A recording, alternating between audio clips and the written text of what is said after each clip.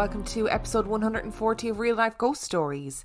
To kick things off this week, we need to thank our newest Patreon subscribers. I would like to thank Kim, Kayla Golden, Thea Granger, Samantha Wilkins, Kim Kelly, Jenny, Stella the Amazon, Ileana Meza, Liesl Tarquini, Sam Obard, Ash Blackburn, Priscilla Hughes, Charles Jones, The Crafty Heifer, Daniel, Jennifer DeFord, Jessie Saria, Pauline Horniblow, Sari, and Veronica Biscuit. Thank you so much for subscribing to the Patreon. It is so appreciated, and I'm thankful for you every single day. And I've got a promo for you this week. I love playing promos on the show. It's one of my favourite things to do. And this promo is for the Royal Philharmonic Chainsaw Massacre. And the Royal Philharmonic Chainsaw Massacre is a film podcast. And your hosts, Matt and Freya, share their thoughts on movie news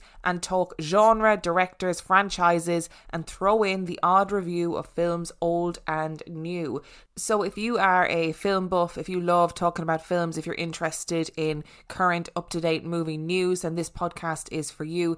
It's also non-pretentious and non-stuffy and just a good chat about film-related topics. Matt and Freya as well are just really lovely people, so I'd really love it if you could show some support to them. That's the Royal Philharmonic Chainsaw Massacre. The link to that is in the description of this episode. So have a listen to their promo, go and like and subscribe to it wherever you get your podcasts. Hello, this is Matt and Freya. You might remember us from such podcasts as Full Movie Podcast. Well, we're back with a brand new show. Introducing the Royal Philharmonic Chainsaw Massacre. A brand new podcast where we will discuss the latest movie news, review films old and new, and take a deep dive into the film by asking challenging questions such as, why is Limitless called Limitless when there are actually limits to his limitlessness? Or, who would you cast in the remake of Limitless? Sorry, I recently watched that film and I've got it on my mind. Other films will be discussed on the show. So join us soon for our brand new all singing and dancing film podcast. Only available everywhere.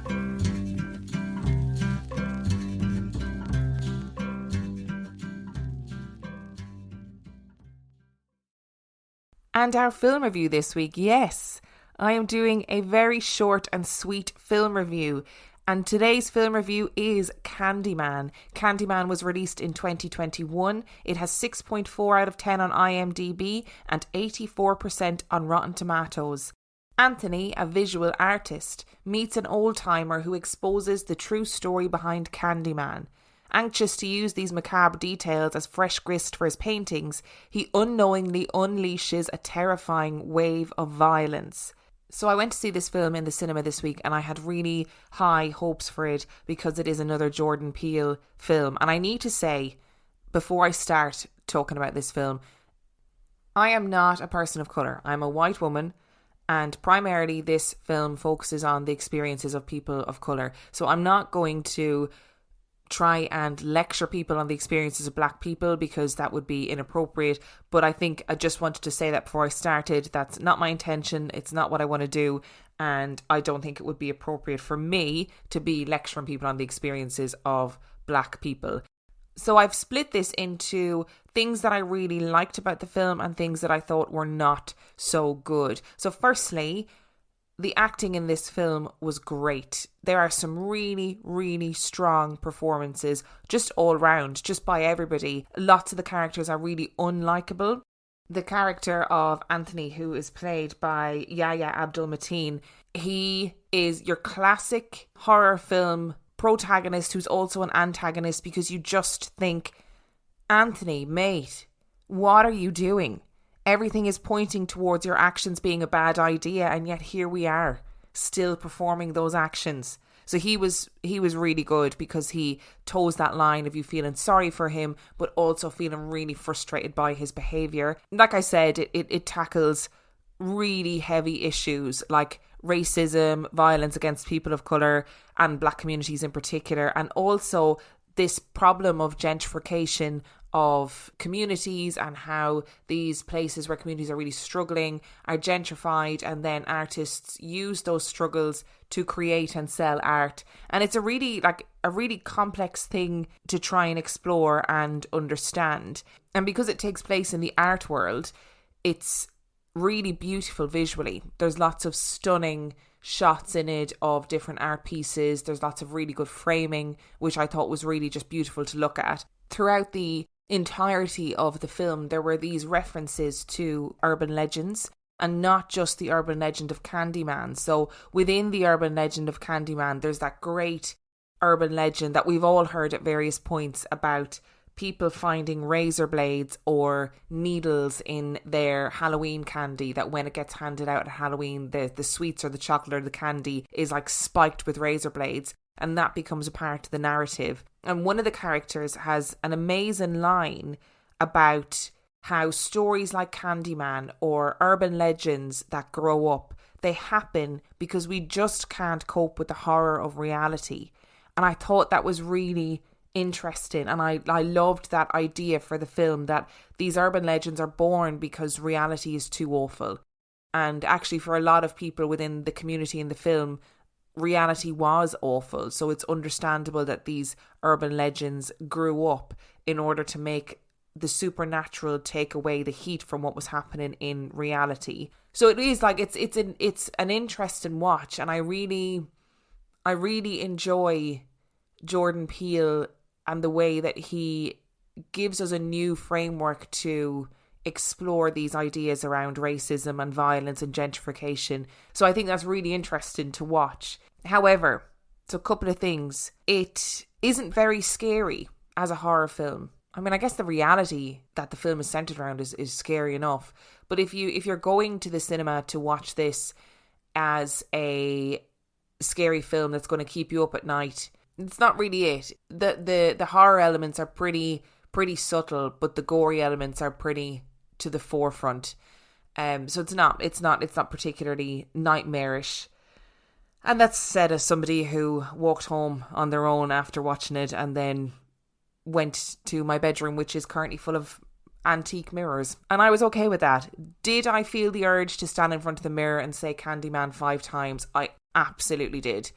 Did I do it? I absolutely did not. Because you know what? That's not something I need to take a risk on right now. So it's not particularly terrifying. But like I said, I guess the reality of the situation is what makes it scary. I did think as well that there were a lot of elements that Jordan Peele tried to squeeze into a short space of time. So when you're tackling really big issues like racism and violence, gentrification, and what that actually means, like those are all big old issues to tackle on their own, and tackling all of them within the one movie is a pretty big thing to do. And it kind of resulted, I felt anyway, it resulted in there was some threads that really needed even their own film to fully explore properly. So yeah, it was interesting. Tried to do a lot in a short space of time, which maybe wasn't necessarily a good thing. It's not particularly scary as a horror film. There are very gory elements in it. There's bits of it that are freaky, and there's really heavy issues that are being tackled. The one thing I will say that stressed me out the whole way through the film, and I feel like this was probably pointed. In fact, I read a review where it was like they talked about how this was a choice. Anthony, early in the film, this isn't a spoiler, don't worry. Early in the film, he gets an injury. He gets stung by a wasp, or a bee rather, and the sting becomes infected, and his hand basically like fucking rots away. Nobody takes that. Nobody questions his hand and his arm and eventually his face just rotting away. Nobody talks about it.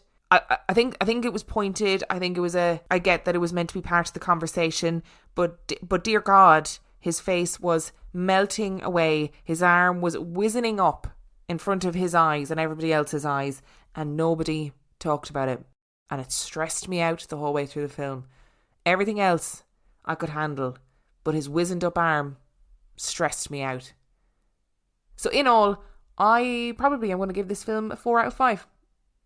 Really enjoyed it, definitely well worth a watch. And if you are a big fan of the original, it's not going to like ruin the original for you, or doesn't take anything away from the original, or doesn't try and be the original in the modern world. It's just a really interesting continuation of the story. So definitely, if you're on the fence about going to see it, I would go and see it. It's a 4 out of 5 from me.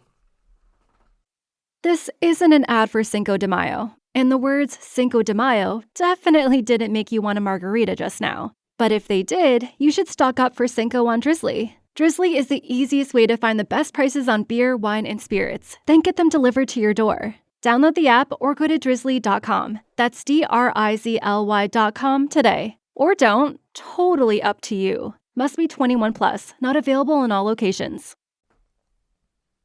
Which brings us to our story this week. A couple of weeks ago, I was in a charity shop and I happened to, by chance, find a book all about the X-Files, the TV show. It's like a big hardback book, but it explores the cases behind particular episodes of the X-Files. So the true life stories that inspired particular episodes. And I thought, oh, that's interesting. So I bought it. And when I was flicking through it, I came across the story that we're going to cover today. So as always, the links to all of my research sources are going to be in the description of this episode. That includes video links if I talk about videos, or book links if I talk about particular books. So let's do this. Death comes to us all. It's one of life's great inevitabilities, along with taxes. But what if death was only the beginning? A rebirth, a fresh start. It's a pretty big statement to make. But there are, of course, many people and cultures who believe that death is not final. Over the millennia, people of the Jewish faith, Christians, Hindus, Greeks, and Native Americans have all believed in some form of reincarnation. And that list is by no means exhaustive. In episode 126, we spoke about Dorothy Eady, a girl from London who believed she had lived in ancient Egypt. In episode 62, we spoke about children who recounted their past lives to their parents. When we explore stories of past lives, people often say, but why are they always important people at important points of time? Why not have memories of just an ordinary person in an ordinary place? And I need to be clear from the beginning. I'm on the fence about this one. But sometimes you come across a story that is so ordinary that it really makes you think. The story started as a filler for the pages of the Times magazine.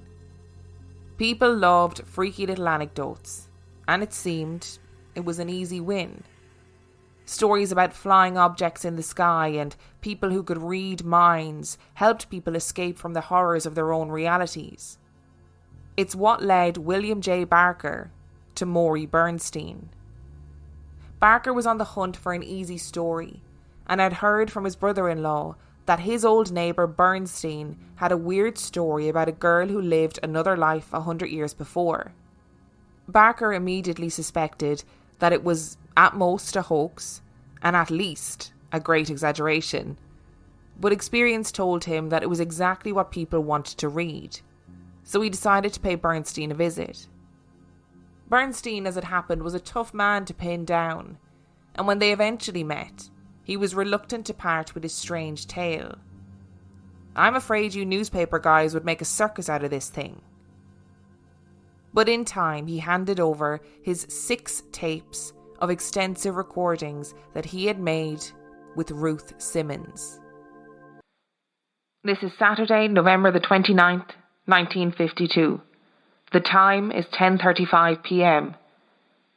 It's a clear, very cold night. The hypnotist is Maury Bernstein, and the subject is Mrs. Rex Simmons, aged 29. I've hypnotised this subject twice previously within the last 6 months, and during one session I took her back on an age regression to the age of 1. The lights were dimmed, and the candles were lit. The atmosphere needed to be one that was calm and relaxing for the hypnotism to be effective. In a random chance at a dinner party, Ruth had demonstrated a susceptibility to be hypnotised, and Bernstein had wondered whether or not it was possible to perform an age regression that broke the boundary of living memory and consciousness. Bernstein had done his research, and he knew that there had been cases where people had explored the possibility that we retained memories from past lives, that in the right conditions and with the right person, memories of past lives could be unlocked and explored in a meaningful way. The flickering candles cast shadows over Ruth's face. She was calm and relaxed and listened to the steady tones of Bernstein's voice. And then she was gone. Ruth never remembered anything after a session of hypnosis, but the people in the room waited with bated breath. Bernstein encouraged her to remember a time when she was 7.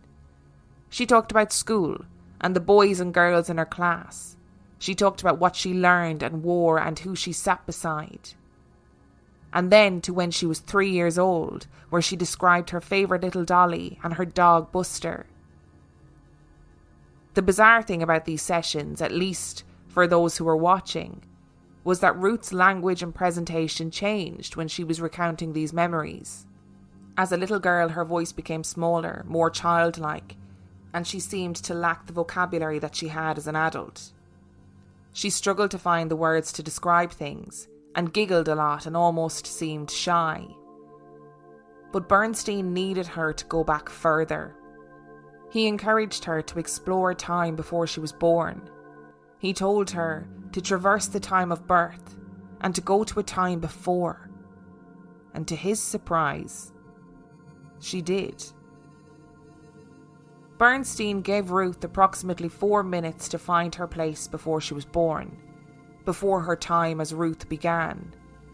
And to everyone's surprise, she sounded completely different. She had an accent, and one that they had never heard her speak in before. Her voice rose and fell in a sing-song melody, and she seemed to be a little girl again. She talked about how she had gotten in trouble, and that she had scraped some paint off her metal bedpost in retaliation. Bernstein asked her how old she was, and she said that she was 4 years old, and that she lived in Cork in Ireland. She had a brother called Duncan, who was older than her, and her father's name was also Duncan. Her mother's name was Kathleen, and her name was Bridey Murphy. Bernstein guided Ruth through Bridey's memories and through varying ages of her lifespan. Bridey told Bernstein that her father was a barrister, a word which definitely would not have been in Ruth's vernacular. She said that she attended a school and that she had red hair like her daddy. She went on to marry a man named Brian McCarthy and moved to Belfast, where Brian had attended school to also become a barrister. She enjoyed her life in Belfast and went on to die at age 66. They'd no children, and she had fallen and broken her hip prior to her death and felt that she'd become a terrible burden on her family as she was no longer mobile before she died. Bernstein asked her if she could speak any Irish words, and she eventually managed to get the words Colleen and Brait out. Bernstein didn't know what a brait was, and she informed him that a brait was a tiny cup which you drank from and then made a wish. She spoke about attending wakes, where everyone would sit and drink tea prior to ditching people, which seemed to be her way of saying burying them. She spoke of weddings where people would have ceilidhs and dance the night away. She talked about a specific dance that people did when they were married, where the bride and groom would dance together with silver in their pockets. She talked about living just outside Cork with her family, and that after she died, she had hung around her house for a while and then went back to visit her brother Duncan and was surprised about how old he had become. After her death, she visited many people from her life, but they could never hear her, and eventually she was reborn, although she didn't know how or why, as Ruth in Wisconsin. All right, now rest and relax. Clear your mind completely, because you're coming back to the present time and place. Now you're at the present time and place. You're perfectly relaxed. You're perfectly comfortable. You feel very, very pleasant. a soothing, comfortable sensation. I shall start counting forward 5. When I reach the count of 5, you will awaken and feel fine. 1, 2, 3. Bernstein was intrigued by her. Was it possible that this was real? Could Ruth be remembering a previous life where she had lived in Ireland? He mused with a colleague about prodigies. Mozart writing a sonata at 4 years old and an opera at 7. Samuel Reshevsky was a chess champion at 5. And all of those children throughout time who have displayed extraordinary talents and abilities. What if they too were actually tapping into past memories? He needed another session with Ruth. And now you're going to go on further back. You're going to slip back, back, back. Your memory will go on back, back, back. And your memory will find yourself. You will find a scene in which you were included, perhaps in some other lifetime, some other age, some other time, some other place. You will pick up that scene which includes you. You will see that scene clearly, and then you will tell me about it. In the second and third sessions, Ruth, as Bridey, outlined a trip she had taken to Antrim as a child when she was 10 years old. She then went on to discuss her wedding to Brian McCarthy, and that after she had moved to Belfast, there was trouble in the south when people began to rebel against the Crown. She admitted that her grandfather had told her never to speak in Irish, because Irish was for peasants to speak. She spoke about Cuchulainn, the warrior of legend that she had learned about from her mother. She told Bernstein about her brother who had died as a baby, but she didn't know what he had died of, just that he had gotten sick. She talked about the astral plane and told stories that her mother told her about the sorrows of Deirdre and the tales of Emer. She spoke of the Banshee and the long journey by horse and cart to get from Cork to Belfast. She mentioned the towns that she passed through, like Carlingford and Bailing's Crossing, and how they referred to lakes as loch. She talked through the steps of a dance she enjoyed called the Morning Jig. She said that she was born in 1798 and died in 1864. Bernstein decided to wake her up, but before he did, he said that he would ask her to perform the Morning Jig when she awoke as Ruth. He brought Ruth out of her hypnotic state and asked her to stand in the middle of the room. She did and looked thoroughly confused, but when he asked her to do the Morning Jig, her whole body changed, and she nimbly and confidently performed a delicate jig which was completed with a melodramatic fake yawn. Ruth had no idea what just happened. Over the next few months, Bernstein set about fact-checking the information that Ruth had presented as Bridey. She had mentioned the Belfast Newsletter, which was a real newspaper. She said that her husband Brian worked at Queen's University in Belfast, which was also confirmed to be a university in Belfast. The Sorrows of Deirdre was a real story, but there was information that they just couldn't check from across the pond. And there was no evidence anywhere that Bailing's Crossing, for example, was a real place. It was only by chance that in the following weeks, Bernstein and his wife happened to meet a woman who had grown up in Northern Ireland. Bernstein decided to take a stab in the dark and asked her if she had ever been to Bailing's Crossing, and she said that she had been through it many times. When Bernstein asked why it didn't show up on any map or atlas, she just laughed and said, "You've obviously never been to Ireland. Locals have names for all sorts of places that don't end up on official maps." In her next sessions, Bridey recalled her life as a Protestant woman who married a Catholic man. She explained that his uncles were mad that he had married an orange. She talked about music, poetry and books that she liked. She said that she read the works of Keats, even though he was a Britisher. She said that Galway was a port town, but that she had never been there. She told Bernstein about the items that she bought and from what shops, and exactly how much these things would cost. When she talked about money, she was coy and hushed, and she explained that it wasn't her place to know about money as the woman of the house. and that as a Protestant she wasn't allowed to attend Mass with her husband. She talked about the mundane normalities of her life, and eventually, after 6 sessions, no more tapes were made. Bernstein was fascinated by her story and the possibility that it might be real, but there was so much that it wasn't possible to research from afar. He entrusted the help of an Irish law firm and gave them as much information as he had. They confirmed that there were 2 greengrocers in Belfast at the time, John Carrigan and William Farr, both of whom Ruth had mentioned by name, and she had said what street they were located on. The costs of the items that she mentioned and the breakdown of the currency that she used was completely accurate to the time. She had described a specific dance that a couple did when they were married, which according to research was also accurate.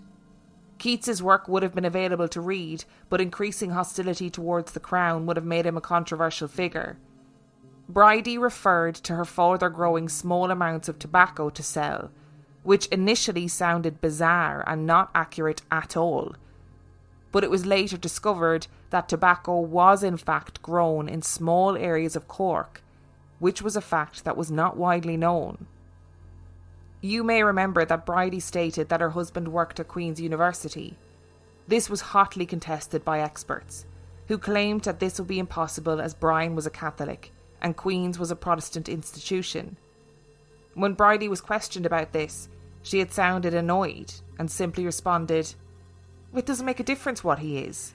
He teaches law, not religion." And it turns out that she was right. Despite tensions between Catholics and Protestants growing, Catholics were indeed permitted to work at Queen's during this time period. Bridey also mentioned a relation, an uncle who was called Plaz, spelled Plazz, which seemed completely out of place in the story. But on further research, Plaz was a common derivative of the name Blaise, which was surprisingly common in Ireland. Blaise is the Catholic patron saint of throats, and the name was popular in small pockets. At the time the story was released, there were very serious attempts made to debunk it, and understandably so. The story made some really wild claims about the possibility of past lives. I'm not going to go back and forth about the claims that were made, but what I can tell you is that fundamentally Bridey's story stands up to scrutiny. There were elements of it that made me raise my eyebrows, but when the story is broken down, it's very clear that Ruth had somehow acquired in-depth and nuanced knowledge about life in Ireland in the 1800s. I'm not going to go into the complexities of Catholic and Protestant life and the division, but her understanding of the complicated and multifaceted world of mixed denomination couples is fascinating. Some debunkers claimed that in her later teenage years, Ruth had lived with an Irish aunt, Marie Burns, who they claimed was, and I quote, "as Irish as the lakes of Kilkenny." Important to note that there are no lakes in Kilkenny, and that Marie Burns was born in New York and had never set foot in Ireland. One of her neighbours was an Irish woman who was named Bridey Murphy, but when interviewed, Mrs. Murphy said she hadn't really interacted with Ruth. So the conversation became about how Ruth had gotten this information, as the information itself was widely accurate. Skeptics suggested that it was an extreme case of cryptomnesia, where Ruth had subconsciously picked up this information and was now retelling it as a past life, rather than simply as memories. This suggests that Ruth was being genuine, in that she was not purposefully misleading anyone, and that Bernstein at least felt like what she was saying was compelling. And the other school of thought was that it was an outright hoax, that Bernstein knew the story would sell books. I don't know what I believe about this story. It seems that Bernstein had a determination to find someone to discover a past life with. His belief that he could do it and that past lives existed was already there, and he just needed to find the perfect person. Is it possible that he would have found his story whether he had met Ruth or not? Was he just determined to prove his point no matter what? Ruth is interesting though, and so is Bridey. She doesn't seem to have gained anything from this. Ruth Simmons is a pseudonym, and she had no desire to be exposed or continue the hypnosis, mostly because her husband found it really frightening. He became scared when Ruth would speak in a totally different accent and about things she seemingly knew nothing about.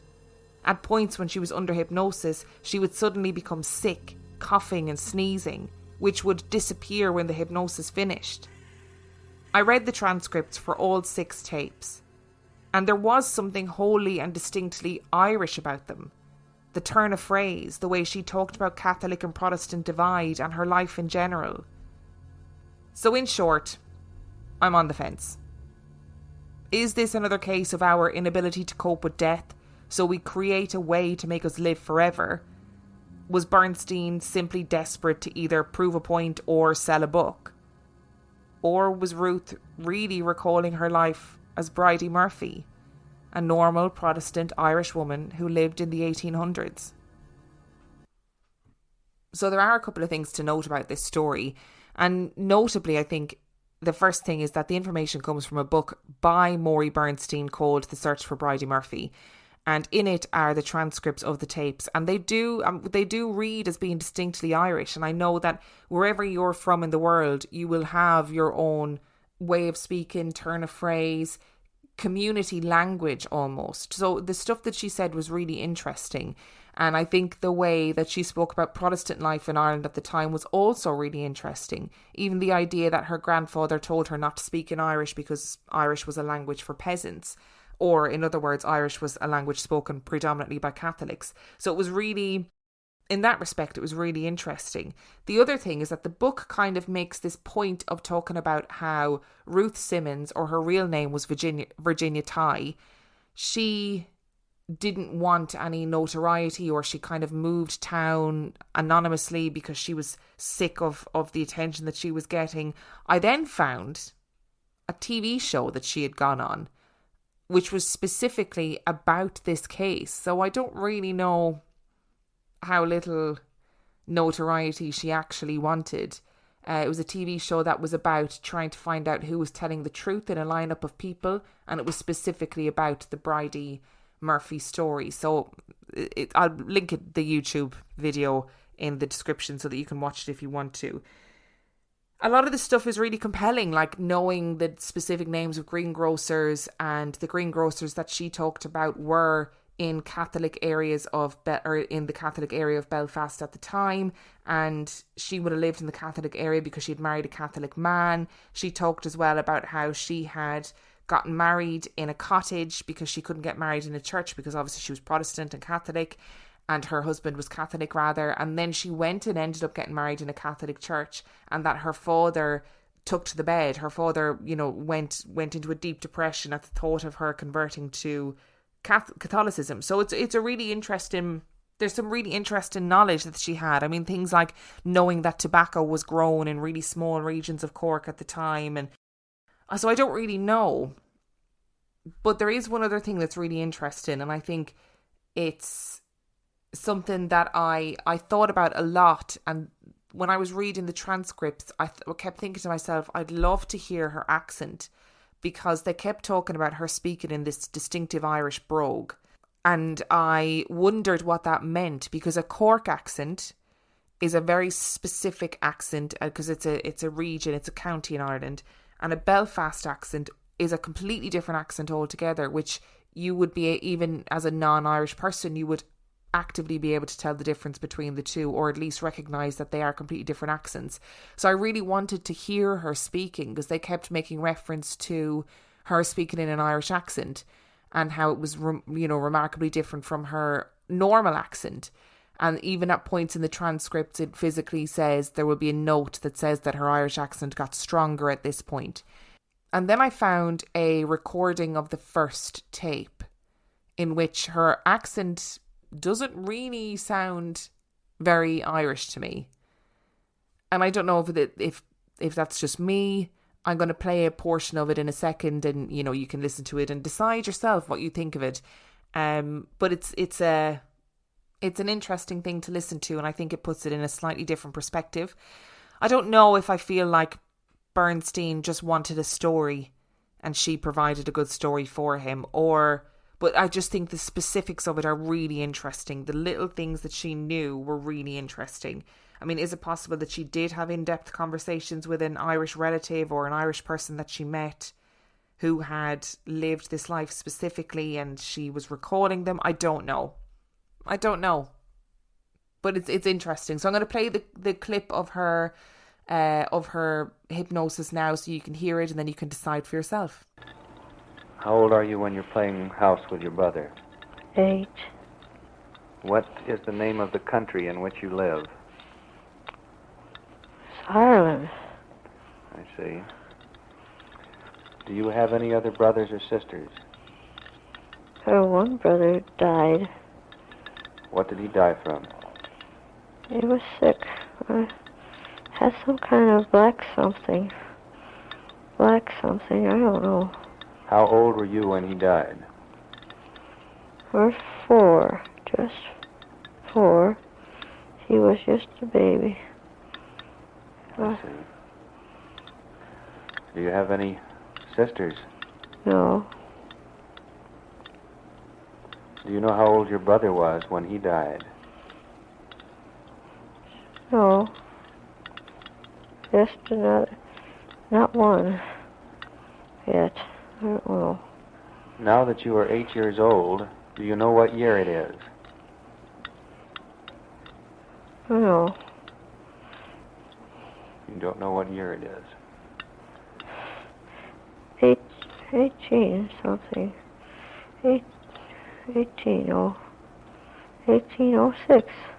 1806? Mm-hmm. Where does your father work? It's a barrister. Downtown, a barrister. Town in the village. What town? And Cork. All right. You say he goes downtown and what? He's a barrister. Uh-huh.